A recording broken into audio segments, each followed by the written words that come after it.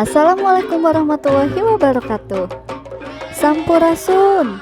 Wilujeng sumping di SMP Yayasan Atikan Sunda.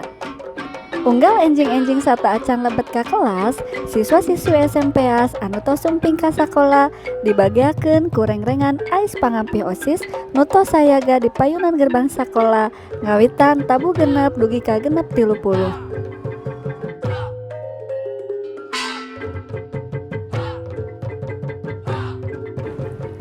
Sabada dibagiakeun aya pamariosan karapihan diri sareng kalengkepan atribut saragam dianggo ku petugas kedisiplinan ti ais pangampih OSIS sareng ibu bapak ais pangatik anu mancen piket 5S di lobi.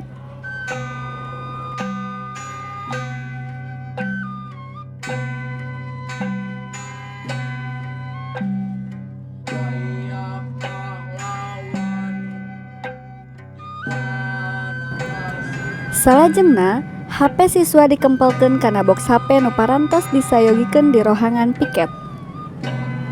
Ieu hal dilakukeun sangkan siswa-siswi sadaya tiasa fokus ngalaksanakeun kagiatan diajar. Tapi saupami dina emprona kagiatan diajar meryogikeun HP, tiasa dicandak di rohangan piket bari tetep diaping ku guru pangampuna.